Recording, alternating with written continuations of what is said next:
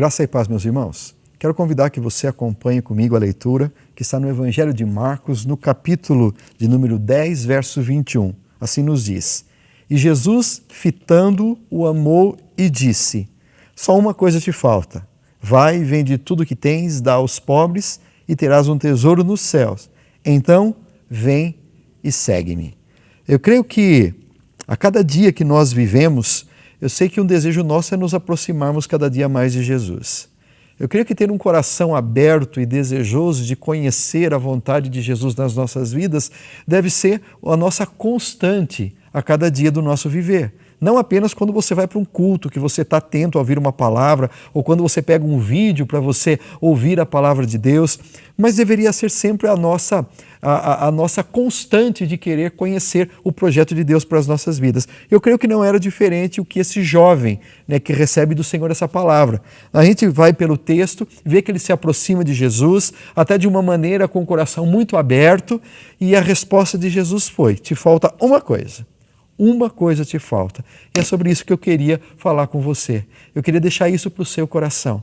Talvez o Senhor Jesus esteja olhando para mim e para a sua vida, vendo tudo aquilo que a gente faz, tudo aquilo que a gente já construiu, mas talvez uma palavra que o Senhor tenha para nós, que ainda talvez nos falte uma coisa. E isso é algo que nós vamos ter que sondar diante de Deus. Se nós olharmos para esse jovem, nós vamos perceber que ele era uma pessoa extremamente bem-sucedida, porque o Senhor Jesus manda que ele vendesse os seus bens. Então, nós encontramos aquele jovem tendo que, para a época dele, já era considerado como a bênção de Deus. Ele era próspero, ele tinha muitos bens.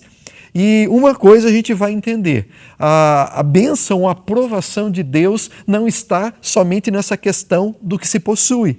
Ou seja, não é porque a pessoa tem mais conhecimento, mais bens ou mais riquezas que significa que ela tem a aprovação de Deus.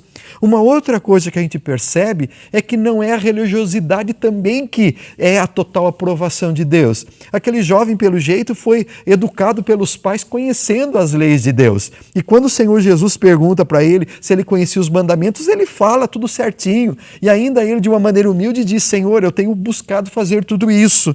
E então, mais uma vez, a gente repete que o Senhor Jesus, olhando para ele, e diz o texto que Jesus o amou. Então, Jesus não o criticou, mas Jesus o amou, porque Jesus via que existia sinceridade no coração daquele jovem.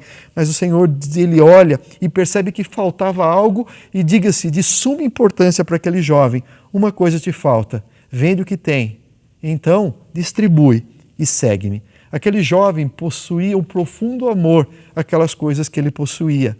Essa, com certeza, muitas vezes é a realidade das nossas vidas. Não é o pecado o problema nós termos alguma coisa, porque, na verdade, tudo que nós temos foi o Senhor que nos deu.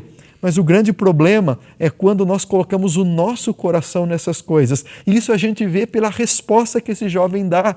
Esse jovem simplesmente vira as costas e vai embora, porque nós entendemos que ele tinha em grande importância para ele aqueles bens e aquelas riquezas. E quando o Senhor Jesus olha para mim e para você hoje, quais são as coisas que talvez tenham tomado conta do nosso coração, que de alguma maneira talvez estejam tomando o lugar de Deus? A única coisa que Jesus chamou aquele jovem era para que ele fosse totalmente dele, para que ele se entregasse totalmente, para que não existisse nada que pudesse ser um impedimento.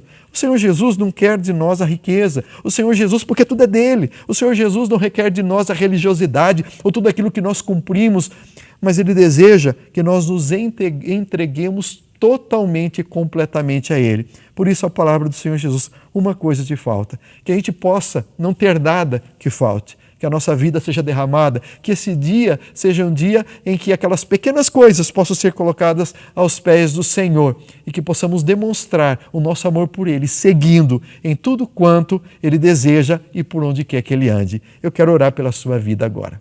Pai, eu quero agradecer-te, porque eu sei que o Senhor nunca nos abandona e que o Senhor tem um projeto para a nossa vida. E eu sei que o Senhor olha para o nosso coração e o Senhor também conhece aquelas coisas que têm talvez importância demasiada. Eu sei que o Senhor nos deu família, nos deu filhos, nos deu trabalho, nos deu igreja, mas, Pai amado, que isso nada seja tão importante do que o Senhor, porque, na verdade, todas essas coisas são dadas e mantidas pelo Senhor. Que o nosso coração tenha um dia em que possamos nos derramar diante do Senhor e poder seguir-te aonde quer que vás. A Ti a nossa alegria, a nossa adoração, em o nome de Jesus. Amém. Meu querido, que Deus te abençoe e até a próxima, se assim o Senhor nos permitir.